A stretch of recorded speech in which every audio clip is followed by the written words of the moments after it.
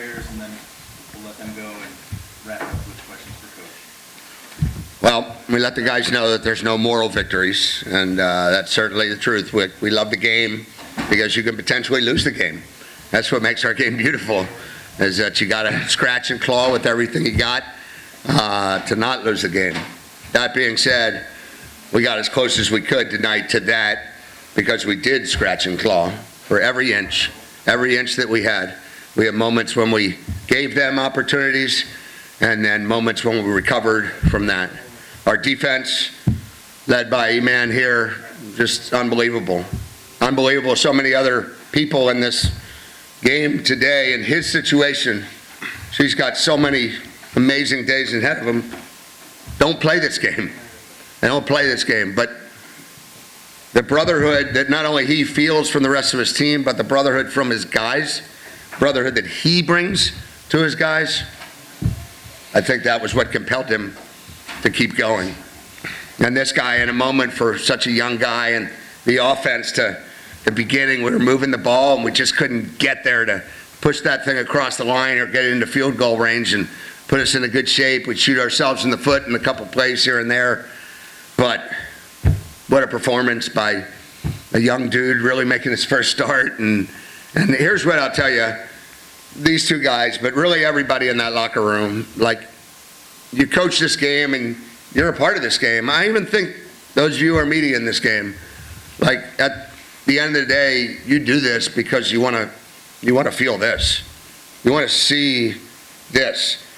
What happened with us was compelling. These guys could have gone a million other bad directions, and they didn't choose that. They chose to bind together. They chose to push forward. They chose to fight. They chose to put everything they had into this game. Louisville's a great football team. We needed to have everything we had for this game, and then maybe even a little bit more, a couple breaks go our way in that regard. But it does not lessen what happened in our locker room to that field, back to that locker room. And I'll just say this for me as an opening statement, and it may come out that I may not be able to get it out, but that was about 2 weeks that I was incredibly privileged to be able to stand in front of these guys and their teammates. Thanks, Coach. Take questions for the players now. Caleb, how would you evaluate your performance today, and just what was the biggest thing that you learned from this first start? It's a lot I learned. Just, taking my reads, just having a process and just breathing before every play, and, just having my guys and that got my back, I just got to take it slow and breathe. But from this game, I learned a lot, and just the brotherhood that we got, we just kept driving, and I learned a lot today for sure. Obviously, Coach Wiener, quarterback coach for you, Caleb, and the two of you, I'm sure, worked pretty closely all season long.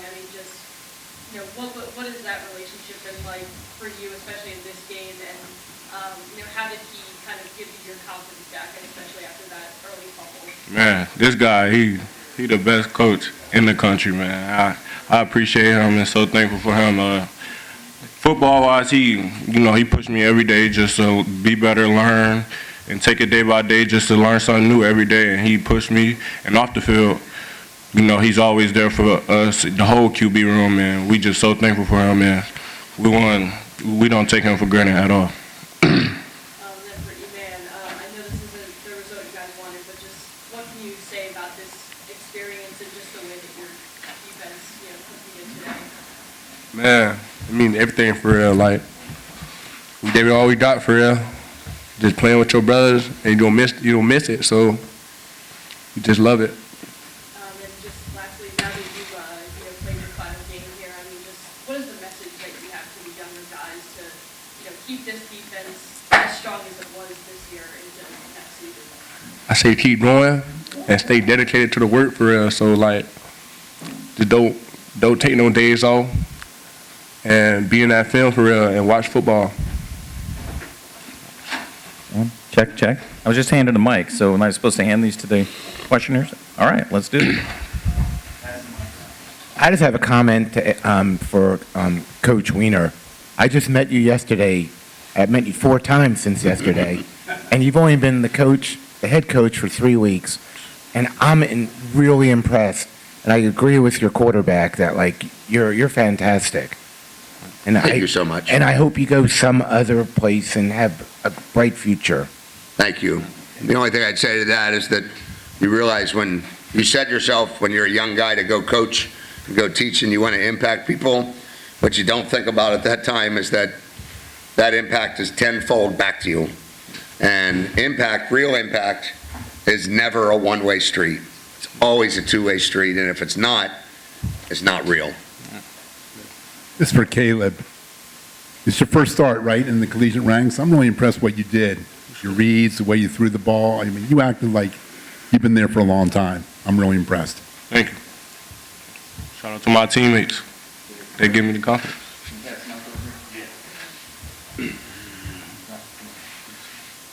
Thank you.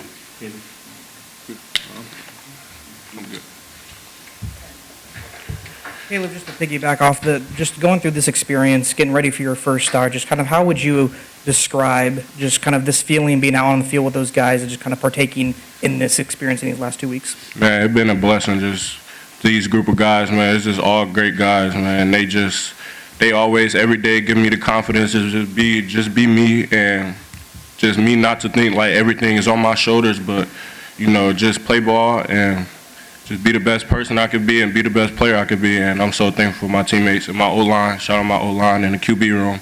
And they always have my back. They teach me anything I don't know. I can ask them anything, my QBs. And starting quarterback Tucker, he's out right now, but he always got my back. He always looking to help anybody in the room, and I'm so thankful for them, for sure. Second half, you guys kind of started to pick up some momentum. What was said at halftime and what was kind of working well for you guys on the second half?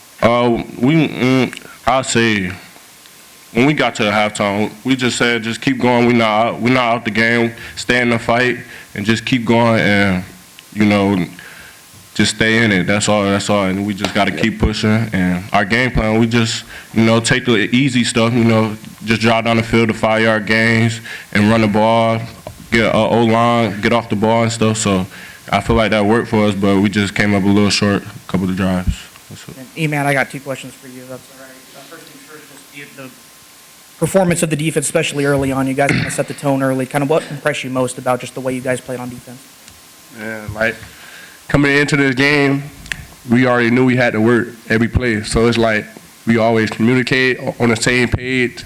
So coming into this game, we made it like a goal for ourselves, just be all unique, be all on the same page, and ain't nothing wrong with over communicating. You feel me? So we were just doing that on the field, just making plays. And obviously, you still got the jersey on, but this is your final time wearing that Toledo uniform. What's the biggest thing you're going to remember most about this program and about this team? The brotherhood and the family, for real. Like, I came here for real, not knowing nothing for real. So it's like my teammate, they just brought a different side of me out. Like when I came here, I was quiet. This is a quiet guy now. My teammate got me outgoing, trying to be a leader, talkative. So it means everything for real.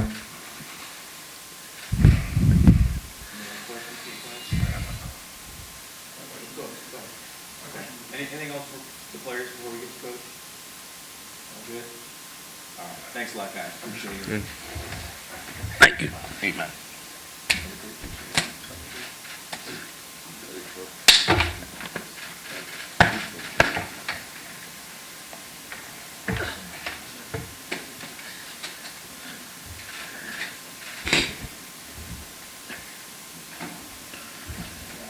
Go ahead with questions for Coach Lena. Coach, you said it was unexpected for you to be in the role that you're currently in, but I'm curious what you've learned about yourself over the past 2 weeks. I appreciate that question. I think maybe even more than what I've learned is that there's been some things illuminated that I think have been maybe latent for a few years. And the opportunity to stand in front of a young man, I think the real opportunity there was to make an individual connection. Because I think when you make an individual connection, I think the collective will follow. is I believe in thinking globally and acting locally, meaning that acting locally one individual at a time. And in a 2-week period, I had over 60 of our 110 players come in my office for individual meetings. And I told them that if I was in another meeting or an offensive meeting or whatever, that doesn't matter. Come get me. You come first. And I think what I really learned was not about myself. I think what I really learned was about these young men, like what an incredible situation they were put in. Like, they were put in a situation where immediately they had to think about what was next for them. What was next for them? I mean, there was no collective in that moment. It was what was next for them. And that next day, we came back into the room and we talked for a couple minutes, and collectively they made a decision that it was not going to go in a way in which other people were going to go in a million different directions. So I think what they really did was, I think what's difficult in the rest of the world is that they put situation and circumstance aside and got to the heart of the matter, because it is the heart that matters more. And they were able to tap into a love that they had for one another that the situation provided for them rather than divided them. And I could not be more inspired than watching a group of young men. So I guess the question you asked was about me. I guess the answer was that I am still, even at my aging years, I am still able to be moved profoundly and be inspired by the young people around us, and particularly those 110 young people that I had in front of me for 2 weeks. And despite all the coaching changes, you guys still leaned on the run heavily. Did anything feel differently on your end as far as game planning as compared to past weeks? Well, a lot was different. And, I think, Jason Candle is the most amazing coach that I've been around, obviously in my college years, but he set a standard for this team of excellence for 17 years and 10 years as a head coach, and so I think part of that was us just carrying that out. But I think the second part of is that you have to bring your own personality to bear. And I'm not talking about me, I'm talking about our staff got stretched thin. We had our linebacker, who was the starting linebacker for us last year, who was our linebacker coach in this game and partially calling the defense. We had our safeties coach, who was kind of a swingman, calling the defensive backfield. We had LaTroy, who was our defensive line coach, steadfast in what he was doing, right? And then our GAs on that side, carrying extra weight. On the offensive side, Max Ray called the game. Max Ray, with our offensive staff of Derek Sage and RJ Fleming and Nate Cole, created the game plan. And honestly, despite the fact that we didn't score in the first half, we were moving the ball. He did an amazing job. That's a superstar, not only as a coach, but as a player. Kyle Hazel, our GA, took over my quarterback room for us, and Caleb just talked about the quarterback room. And one thing I know when I turn it over to Kyle is I don't know if we have the 6 best players in the country, but we have the 6 best guys. It's a joy every single day to walk into that room. Those guys are incredible. And Caleb was just following through with what he's been taught by Tucker and John Allen before him and the other guys that are in the room. Final question from me. I know you said there's no such thing as moral victories, but how were you able to mentally prepare yourself for a role like this, it coming so sudden, and get your guys to perform and buy in the way they have over the past 2 weeks?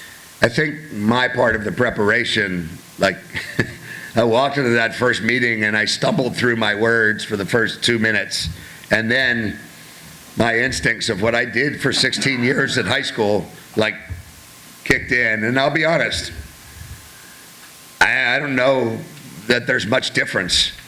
We have high school coaches out there that do such an amazing job, and that immediately kicked in the second half of that first meeting, and and then was just able to roll it for that. So I think there's really only 2 things that can prepare you for that. One, previous experience, and number 2, being able to watch Jason Kendall for 6 years. And I saw how it was done. I saw how game day was done. I saw how culture was done. And I think that's how I was prepared for it. Rob, in terms of the game, two-parter, sorry. Penalties, obviously, I know probably pressured on your part. Anything you saw specifically? And then two, obviously talk about the fight in the second half that your team showed. What I thought about what in the second? The fight that your team showed. Yeah, I think the penalties it's been something that's plagued us all year. I think sometimes if you really were looking to some statistics, some of the best teams are actually highly penalized because some of these teams play really, really hard, and sometimes the borderline between when that whistle's blown and it becomes blurred a little bit. But they, like, those weren't the penalties that hurt us. They were, kind of pre-snap and procedural penalties and things like that. And I do think a little bit of, like, everything that we shifted and moved a little bit, it didn't help with operation, and we had a little bit of problem with operation and practice, cleaned it up the last couple days, and we're able to be better at that. But when it gets stretched like that, there's going to be a few things that get exposed, and those couple things did, and at the end of the day, that rests with the head coach. Like, none of those guys, like, that's on me, making sure that every single detail is attended to. You mentioned, obviously, just everything that these players, these coaches have been through these last 2 weeks. What do you feel like the preparation and this performance today kind of shows about Toledo and the program moving forward? Yeah, one more thing that I didn't mention was Andrew Fowler, who took over our special teams as well. He was our special teams GA, and he took over a program that has 80-plus of our players involved in it. That's like a secondary head coach there in that role. So what was your question? No, just again? obviously Sorry. just them staying together, buying in, and obviously kind of Yeah. setting that, standard of Toledo. Right. I'm just glad at the end of the day, like we talked about, no moral victories, but I'm glad that effort, I told them like 2 weeks ago, I told them one thing. I said, all I wanted us to play a game in which that was the greatest effort in the history of bowl games. And I don't know, there's no quantifying way to determine that, and obviously we didn't win the game, so maybe you'd say not, but we got pretty darn close, and there wasn't going to be a moment that they were going to stop, and that is truly, live in a macho world of football. But I just walked out of a room in which the word love was said at least 1,000 times. Coach over here. We got time for just a couple more, so let's, First of all, welcome back to South Florida.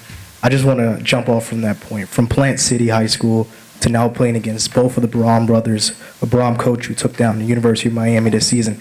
Take me through it holistically. How does it feel for yourself to be put into a situation like this?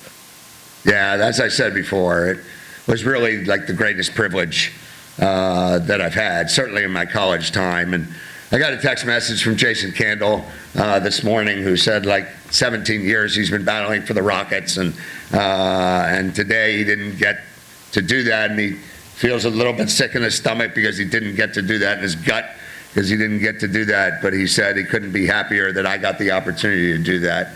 And it's amazing how circumstances and life paths just happen, and this life path happens, and you wonder what could have happened on that one. But I think, like, for me, like, everything, kind of the cosmic tumblers all came together at one time to allow me to have that opportunity. And like you said, coming from Plant High School in Tampa, Florida, and there's some great football played there by a lot of guys, but being able to do this for 2 weeks on the collegiate level, it was invigorating to me.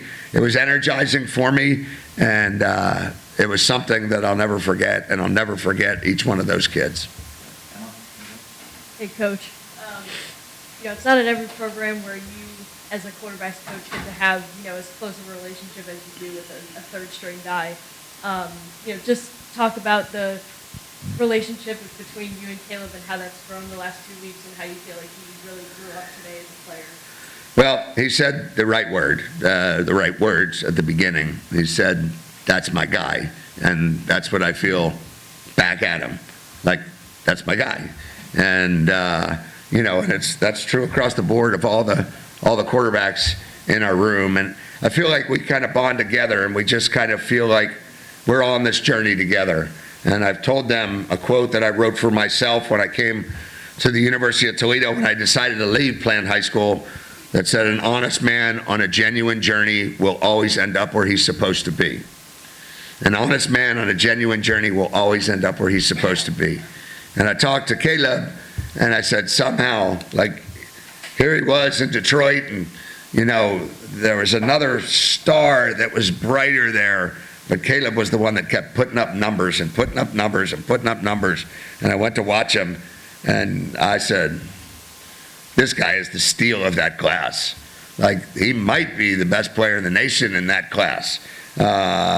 And he was loyal to his coach, Chris Farr, who operated as a second father to him. With his wonderful mother, raised a child with a golden heart. And I think at the end of the day, we look at football, and here's the confidence that we had to shake in Caleb, was we had a bad practice about 3 days ago, and it's just some of the stuff you saw today, you know. But Caleb started hanging his head, and I'm like, not going down that way, right? Not going to happen that way. Because the one thing that Caleb feels deeper is that he never wants to let anybody down. And he felt like he was at that moment. And I'm like, man, you're the quarterback. You have the football in your hands every play. You're gonna do good. You're gonna do poorly. So you got to pick your head up. Never put your head down. And this guy, as I said, from his mom and his coach, one of the finest human beings I've ever met. Thanks a lot, Coach. Thank you. Appreciate all you. I just want to say one more thing. I know that a lot of people don't always appreciate you all, but our sport doesn't exist to the height that it exists without you all. And we've appreciated people every single day in our program. And I know sometimes that gets kind of conflicting with all of you guys, but I just want to say, for me, I got to do it for 2 weeks, so I'm going to say it one time. I thank you all, too, for what you do for these young people that makes them what they are.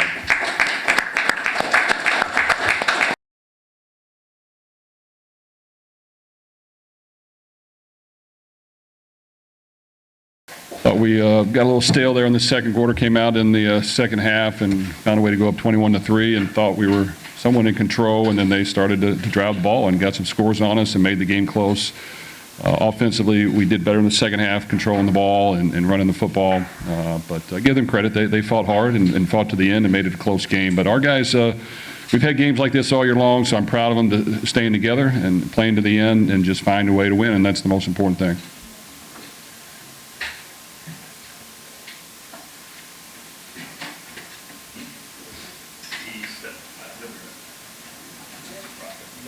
What did it mean to you to have the running back, or at least Q1 and Isaac back today? How much more comfortable is that? Yeah, it was awesome. Obviously, they're phenomenal players. Been great for us all year. I think that kind of stuff really shows up in the 4-minute deal when the other team knows you're trying to run the ball, and they're selling out to stop the run, and those guys can still make guys miss and get first downs and put the game away. So they're phenomenal players, and obviously, super honored to have the opportunity to play with them this year, and excited to see where their careers go from here. Miller, one last time in the college league, one last time at the collegiate level. How does it feel to be able to go out like this? It's been a wild ride, to be honest. I feel extremely grateful for the opportunities that I've had, for the opportunities that Coach Brom, the University of Louisville, have afforded me. I've kind of seen it all, in terms of like death threats and losing my job and whatever to knocking off the number 2 team in the country and playoff contention and stuff like that. So I feel like I've gotten the full kind of college football experience. Don't really feel like I have anything, left unturned. And like I said, just super grateful for the experience that I've had here and just throughout my career.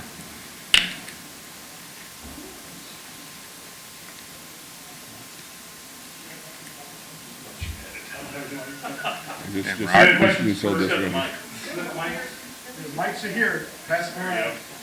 Here you go, folks. There you go. Questions for you, Clev, defensively, obviously, when they have a lot of turnover, the way that they did, what was that game plan process like to make sure that even though they were rolling out their third string quarterback, and they have a whole lot of turnover on the offense, to be able to still execute and neutralize? Just every day you gotta realize the opportunity that's in front of you. It's just another game for us, just going out there, having an opportunity to compete, win a game. So we game plan just to make sure that we can stop them every way possible and come out with a win this game. I've been going to the Boca Raton Bowl the last 4 years, and this was the most exciting because it was close, as Doug and I were talking about. So, and I'm very proud of how both teams played. But so Miller, I spoke to both your parents. Your mother said she's so proud of you, and your father said he's a hero when we need heroes. Do you have any comments to what your parents said? Nah, I mean, I don't know about heroes, but, you know, I'm super grateful for them and, you know, everything that they've sacrificed to invest in both me and my sister. They've done a phenomenal job as parents, and I'm super proud to you know, be their son and be a part of our family.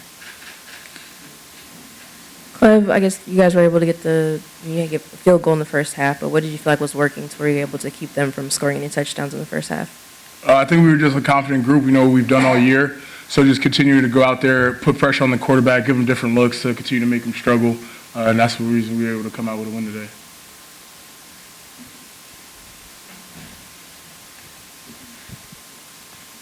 This is for coaching Clev. I was talking to Miller on the field, and he said that he felt like this game really encapsulated the perseverance you guys have shown all season. How do you feel like this team continued to just grit things out as things got bad and then could get better?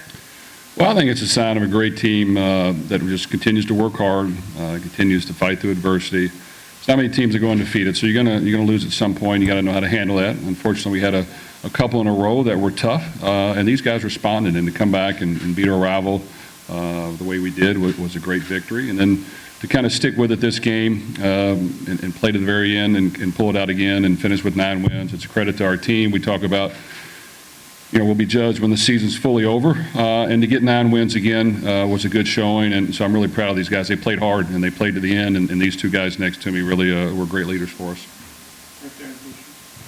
Just for Coach, what did you say at halftime? Because you played with more energy in the second half. It seemed like you guys were rocking the second half. I wish it was that easy. I think, you know what, we came out and executed better in the second half on offense. I think we scored 3 out of 4 times we touched it and then ran the clock out at the end. We had a little more balance, ran the football, made a few more plays. Our defense was steady. And then finally when we got a lead, they started to make a few plays and scrambled and threw a couple shots up the seam and then hit us on it. But you know what, these guys, you don't have to say a whole lot. You speak the truth, and you know, you just want them to play hard. I did want them to play with more confidence. I thought we were a little bit down and lost some of our juice in the second quarter just because we weren't executing the way we wanted. So they did. They played with more confidence the second half and played hard, and that's what you got to do to win. Coach, Isaac is a just home run hitting running back. Literally any time he touches the football, he can break it off for that 53-yard touchdown. How nice is it being able to have a guy like him in your backfield? Well, I credit Isaac. You know, he'd been banged up. He came back and played hard, and I don't think he was 100%, but he wanted to contribute, and him and Kiwan both really did a good job. They're a little rusty early on, I thought, but they found a way to kind of hit some creases. We caught a couple plays in the second half, I thought, that fit their style a little bit better and fit what we were going against. And you know, Kiwan runs through people, runs hard, and Isaac, when he gets some space, he can take it to the end zone, and he showed that again today. Jeff, a couple months ago, obviously, your name was floating around for the coaching search there at Florida. Now Michigan seems to be in the mix now. I mean, can you just comment on that? Have you or any of your reps had contact with Michigan, or just, yeah? Well, I don't speak on other jobs. I'm happy with this one and happy about the victory, and we're going to enjoy that.